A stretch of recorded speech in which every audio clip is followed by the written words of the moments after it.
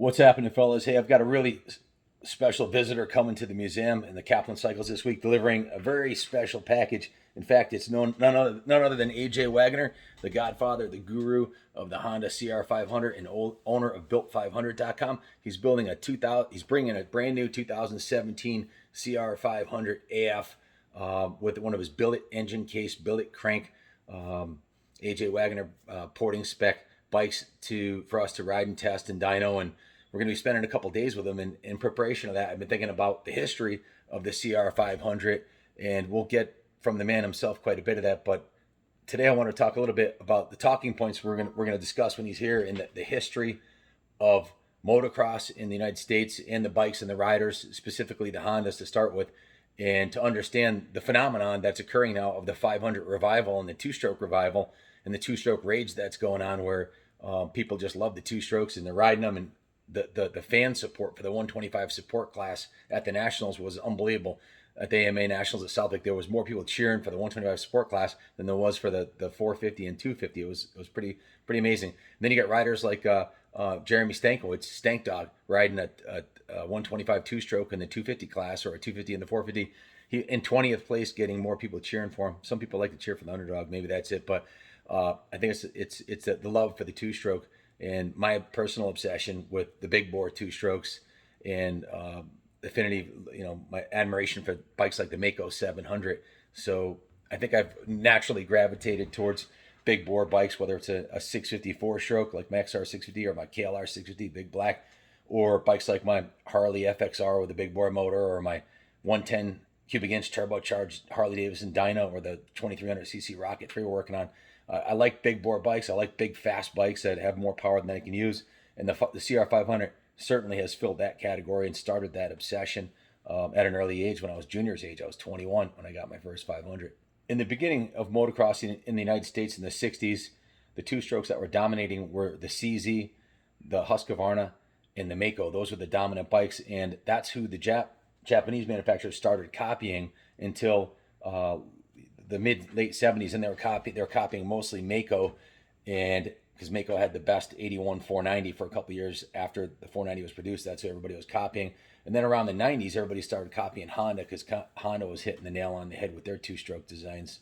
One of the ironic points that you may or may not know is the Sakura Honda, the owner, the top guy at Honda, and I quote, said at one point in the 60s, Honda will never build a two-stroke motor. And he fought tooth and nail, even came up with a 4-cylinder 250cc bike to compete in the road racing series. And when they competed in the 67 and 68 Japan Nationals, Honda got crushed by the two-stroke Suzukis and CZs and Hondas, and Makos and Huskies and the other brands. So not one to take getting beaten lightly, Sakura Honda authorized his top engineers to build a two-stroke, and he said it better be the best there ever is. He had said they never build one, and he changed his mind when he said it better be the best. So, and when he made that statement in the 60s, he meant it. And actually, Honda was in large part responsible for the death of the 500cc two-stroke class in the United States, ironically, and worldwide. We'll get into that in another video. But he had built his company on the four-stroke design and was doing really, really well with it.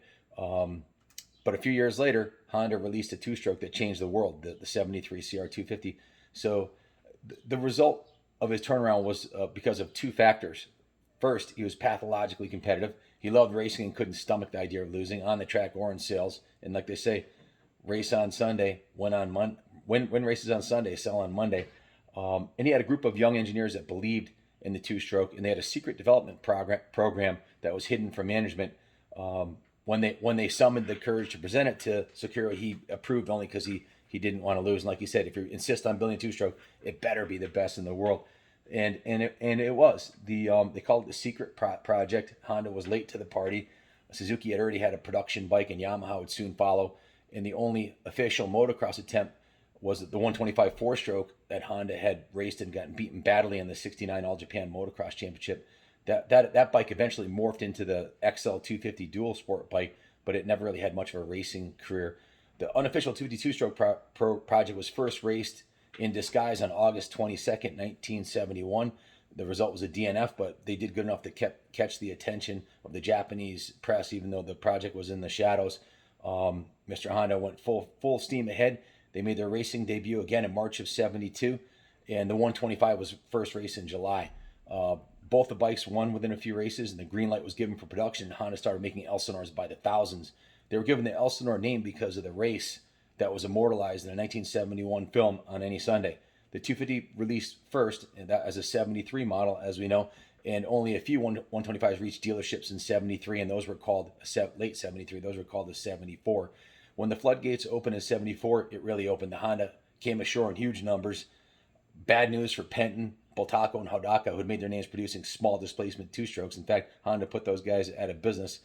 The Honda CR125 was the beginning of the end for those companies. Then Yamaha came out with the YZ125, but not in as large of production batches, and so did Suzuki and Kawasaki. And in '74, motocross exploded as America's biggest boom sport. There were high school motocross teams.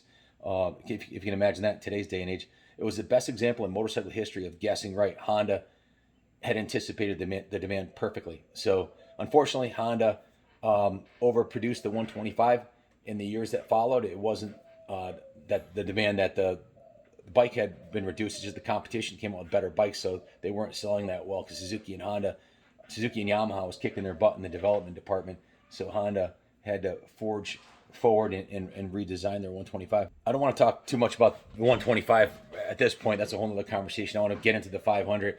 The '73 Elsinore CR250 was the one that Steve McQueen debuted. That was on the On Any Sunday bike that he had raced at Elsinore and rode in the desert. And '74 they had the 250. '75 they had the 250, and '76 was the first year of an actual factory Honda Works bike. It was called the RC500. In the beginning, there's a picture of the bike right there. That's the factory '76. In the beginning, the Europeans dominated motocross, and the surge in off-road riding and motocross in particular that took place in the U.S., the Japanese took serious interest. They wanted in on it. So Suzuki led the way with 5 world championships between '70 and '79 in the Premier 500 class. That was the Premier class, like the 450 class is today. That wasn't acceptable to Honda. So the response was to initiate development of a 2-stroke single capable of winning the 500cc championship. The new machine made its debut on May 2nd, 1976, and it was dubbed the RC500A1E Type 2. It was a no-holds-barred Grand Prix bike that benefited from the full input of the Honda Research and Development Department. Lots of money was invested in this bike. Hand-built at an enormous expense, the machine made extensive use of exotic materials. The crankcases were sand, cast, and magnesium, as were items such as the brake hubs, and titanium abounded everywhere, fitting on all the fittings. The frame was designed from the outset to utilize long travel suspension, and the forks were cartridge units, an innovation that would not grace production machines until 1981. A recurring theme in interviews with the machines, riders, and the versions that followed concerning the engine characteristics. Pure Cars makers stated the bike was fast and had a very smooth power band. The RC500 was a left side kick, much like the Mako, because at that point in '76 they were still copying Mako and CZ and Husqvarna. It was reported that the crankshaft in 1976 cost 10 grand for the RC500. In today's dollars, it's probably like 30 grand. It had titanium, magnesium. It was a 400cc. It wasn't actually a full 500. They called it a 500, but it was a 400. And the cartridge forks actually had external fork springs, and they would ship to the U.S. in a crate that had 2 sets of forks, one with the internal springs, one with the external springs. And supposedly, the legend has it, when they opened the crates were made out of mahogany, and when you open them up, they had this like exotic smell of a Works bike, which, if you can only imagine what that would be, all the exotic metals and everything. So just an amazing bike. Pierre Cars makers, in the first moto he raced this bike at Carlsbad, fouled the plug on the first lap, and actually on the starting line, and missed the start, and went out a lap down from everybody, past the Coster who was leading, and had a 29-second lead, but he was a lap down, but by the end of the moto. The second moto, he destroyed the competition and wheelied away for the win. It was the fastest true factory bike ever up to that point. Every piece on it was custom built. It took 3 months for a team of engineers and subcontractors like Coney, who built the shocks that had a remote reservoir in the airbox. There was stories about there being a Venturi in the airbox, and they had a dark room that they would use strobe lights and as the machine was on a dyno, they would record what was happening with the sonic reverberations of the intake, and they designed the Venturi to work perfectly because then they said that on the dyno, they actually noticed in the dark that the cylinder was separating from the engine cases under full load. Really cool historic stuff. So what would the actual cost be in today's dollars to build a bike like that? It's got to be $1 million bike, to have a team of engineers spend 3 months building it and subcontractors. So you can see why the privateers didn't stand a chance back in the 70s and 80s with works bikes. So in 77, a revised version called the RC500A1E was introduced for the 77 season. The new version had a revised frame, increased suspension travel. It was like the 76, it was a hand-built Grand Prix bike, $10,000 crank. They revised the engine for a broader power band, worked on some cooling issues, bigger fins, larger radial finning.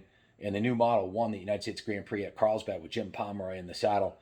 He went on to have a strong season in the Trans AMA Series and secured the AMA 500cc championship in the hands of Marty Smith. Honda won the championship on that bike in 77.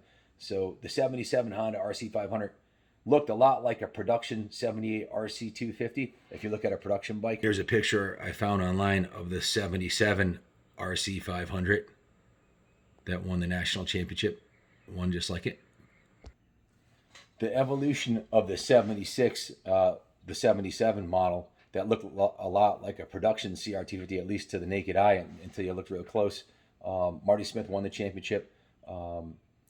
It had special Fox shocks. Jim Pomeroy said it was the best factory bike he ever rode, and Marty Smith said it was the fastest bike on the track and the best works bike ever built. So the 78 RC500 looked a lot like the 78 production CR. They tried to make the production bikes look like the factory bikes for obvious reasons that we mentioned earlier. 78 was an extensively revised machine, full factory works bike. Brad Lackey was riding it. He secured second place in the World Championship. Further development resulted in the introduction of the RC450 for the 79 season with Graham Noyce, who won the first of 3 consecutive World Championships for crowns for Honda. So the 78 RC500, some places I read said that it was a 450. Maybe they had different cylinders. Maybe they had a 500. And that segued into 79, which a lot of people call the golden age of motocross. I got a photo here of Brad Lackey. I'll show you. This is a photo in 1979 with Brad Lackey in his Honda RC450 works bike. It's in the race shop at Motocross Fox. It was in their 1980 catalog. A lot of Fox-sponsored riders were there during this era. Gary Bailey and his son David Bailey, Graham Noyce, Mark Barnett, Steve Wise, Donnie Cantalupi, Dana Waxham, Mike Preston, Jimmy Adamo, Kenny Roberts, Wes Cooley, some of the biggest names in the industry, and the best times to be working in the industry. So, pretty cool stuff. 1980 was the RC500 air-cooled Pro Link. I think that was the first year of the single shock, and the 81 was an air-cooled Pro Link, and also the first year production of a CR of a big bore Honda. So Honda had been racing big bore two-strokes works bikes for 5 years, 76, 77, 78, 79, 80, and then in 81 they finally produced a production version. It wasn't well received. It had a widely spaced transmission. It had a lot of issues in reliability and handling, and was actually on a couple lists as the top 10 worst motocross bikes ever, I think, in one of the motocross magazines. But it kind of had a bum rap, so they weren't off to a good start with the production bike. Later on, I think it was 86, the production rule came into play, so the factory bikes had to be, the production bikes had to be good, or otherwise they would have got their ass kicked racing in the pros. So the production bikes got a lot better, I think, because of the production rule. And there was a requirement. You had to produce 400 bikes to race. So small factories like ATK or Mako, who might not have been producing 400 bikes at that time a year, had to back out. They didn't have the backing to compete. So interestingly, that's a whole other conversation. But 81 was the year that Mako came out with their kick-ass 490, considered to be one of the best big bore motors ever made. And supposedly the Japanese spent the next 3 years trying to copy the cylinder and port layout and all the specs to make their bikes run as good as the the 81 490 because Honda got their ass kicked, and so didn't everybody else. As far as that production rule, 400 production rule, we know that later in 1997, Doug Henry rode a one-off factory bike, which, if you think about it, this was the beginning of the conspiracy to do away with the two-stroke, because up to that point you couldn't have a full custom bike. But that's a whole nother conversation. 97, that production rule, I guess, didn't include four strokes. Honda was competing against the Mako 490, which kicked their butt, the KTM 495, and the YZ 465, which was really fast and had great suspension.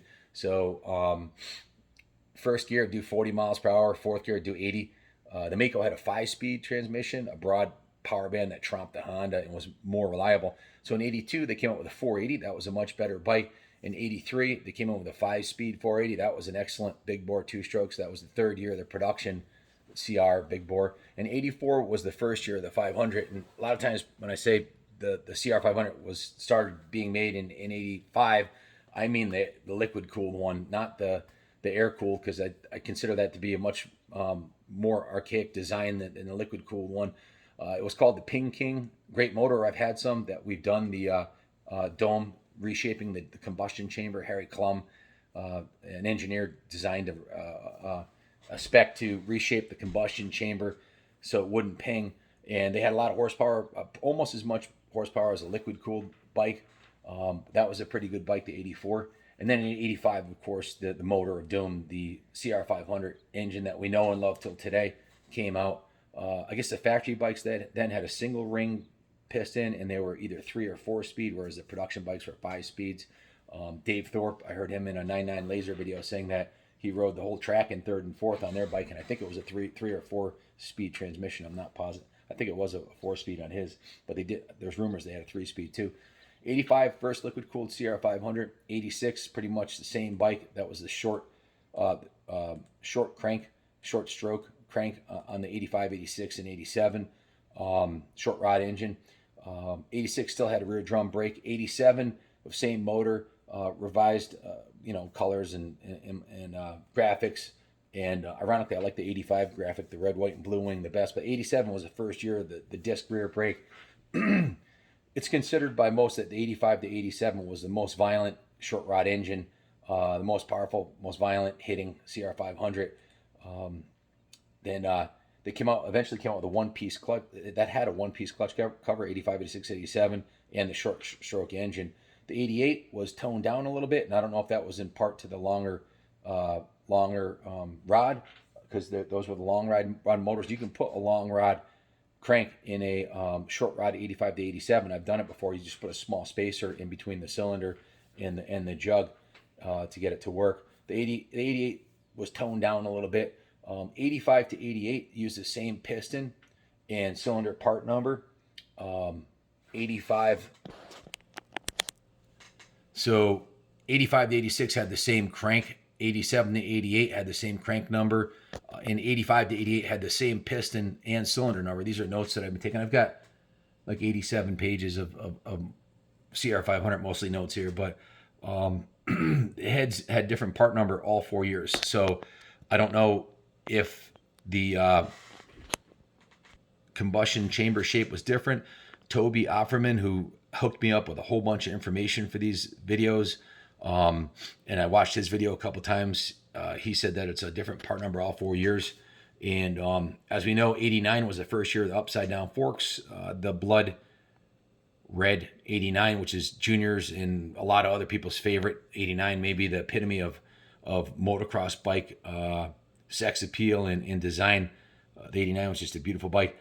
They continued developing it until 92. They changed some steering head angle in 90 and 91. The triple clamps changed, the suspension changed. So they developed it for 8 years from 84 to 92.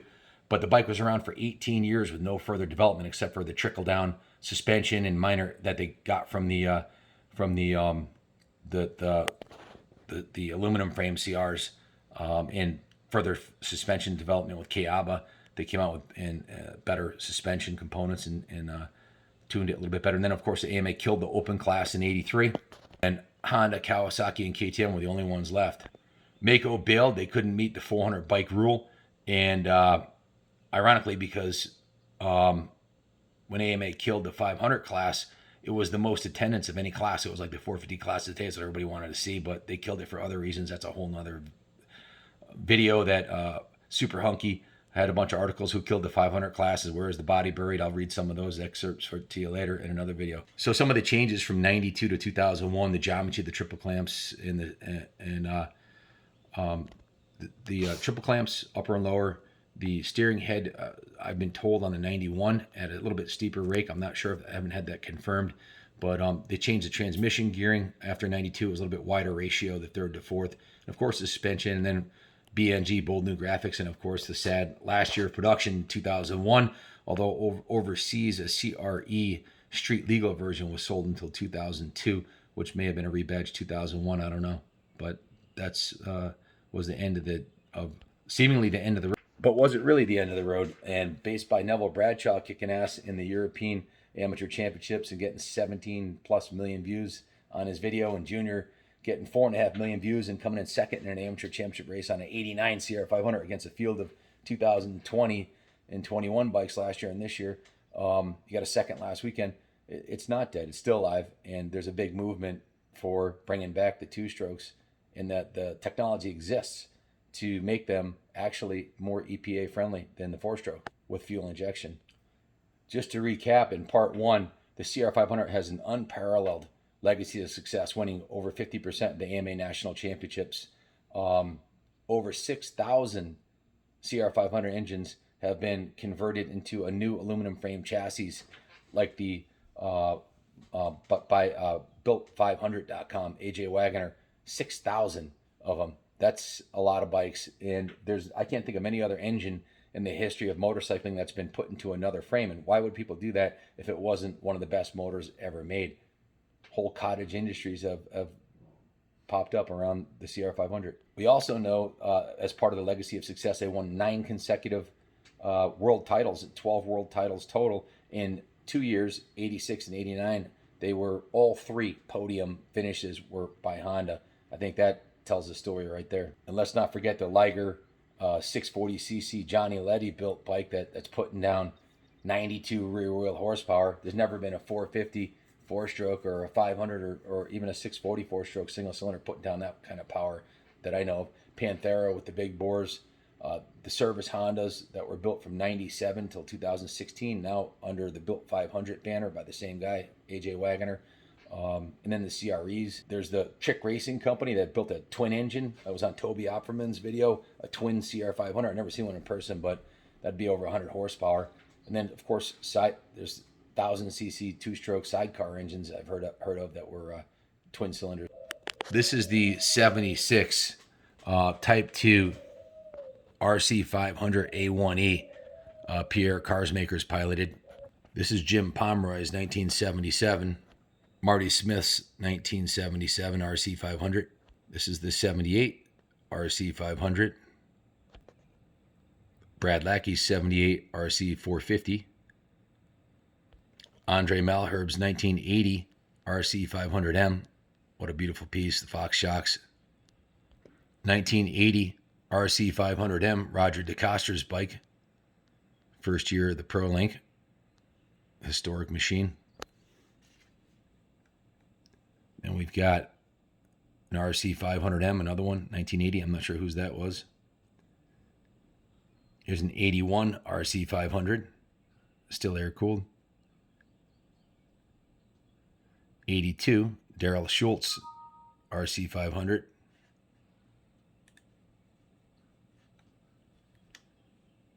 And here's an 84 liquid-cooled 500. Not sure who that was, but you can see that was the precursor to the 85, of course.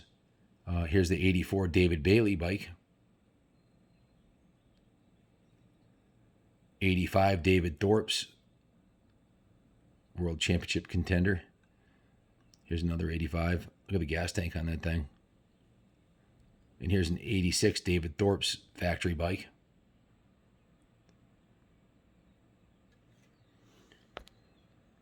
If you could build the bike of your dreams, it would look like the 86 Honda RC500. No cost spared, and only 3 people in the world are eligible to ride it. Dream on. I think this is a Honda ad. What a beautiful piece. Man, I love that I'm gonna have to show this to Christy. This graphic, that looks awesome. David Thorpe's 87. Eric Gabor's 88. Dave Thorpe's 89. Look at that. That's beautiful. This is Eric Gabor's 1990. Look at that. What a beautiful piece, man. That thing's stunning. 1992, Steve Lamson. Then, of course, we go into the beginning of the end. The Yamaha 98 YZ400. I had one of those. I was blinded by the light, I guess. But I'm back to the truth, though. The CR500 is the most kick-ass bike I've ever ridden. And I'll have one forever. If you made it this far, thanks for watching. Stay tuned. We'll be talking soon. And God bless America.